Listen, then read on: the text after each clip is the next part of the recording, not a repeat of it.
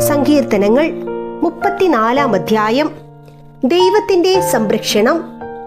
കർത്താവിനെ ഞാൻ എന്നും പുകഴ്ത്തും.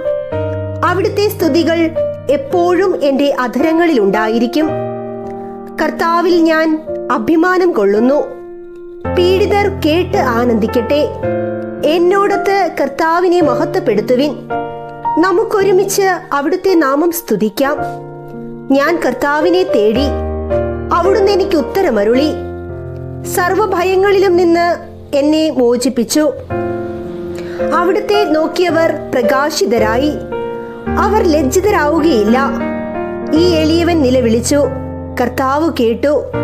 എല്ലാ കഷ്ടതകളിലും നിന്ന് അവനെ രക്ഷിക്കുകയും ചെയ്തു. കർത്താവിന്റെ ദൂതൻ ദൈവഭക്തരുടെ ചുറ്റും പാളയമടിച്ച് അവരെ രക്ഷിക്കുന്നു.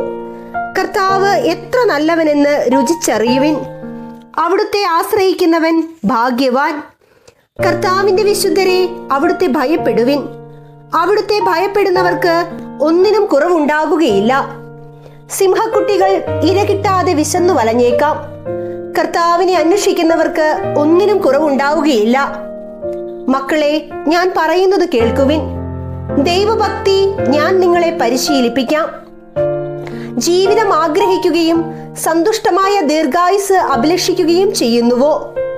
തിന്മയിൽ നിന്ന് നാവിനെയും വ്യാജഭാഷണത്തിൽ നിന്ന് അധരങ്ങളെയും സൂക്ഷിച്ചുകൊള്ളുവിൻ. തിന്മയിൽ നിന്നകന്ന് നന്മ ചെയ്യുവിൻ. സമാധാനം അന്വേഷിച്ച് അത് പിന്തുടരുവിൻ. കർത്താവ് നീതിമാന്മാരെ കടാക്ഷിക്കുന്നു. അവിടുന്ന് അവരുടെ വിലാപം ശ്രവിക്കുന്നു. ദുഷ്കർമ്മികളുടെ ഓർമ്മ ഭൂമിയിൽ നിന്ന് വിച്ഛേദിക്കുവാൻ കർത്താവ് അവർക്കെതിരെ മുഖം തിരിക്കുന്നു. നീതിമാന്മാർ സഹായത്തിന് നിലവിളിക്കുമ്പോൾ കർത്താവ് കേൾക്കുന്നു. അവരെ സകലവിധ കഷ്ടതകളിലും നിന്ന് രക്ഷിക്കുന്നു. ഹൃദയം നുറുങ്ങിയവർക്ക് കർത്താവ് സമീപസ്ഥനാണ്. മനമുരുകിയവരെ അവിടുന്ന് രക്ഷിക്കുന്നു.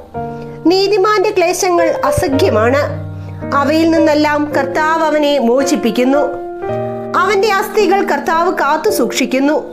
അവയിൽ ഒന്നുപോലും തകർക്കപ്പെടുകയില്ല.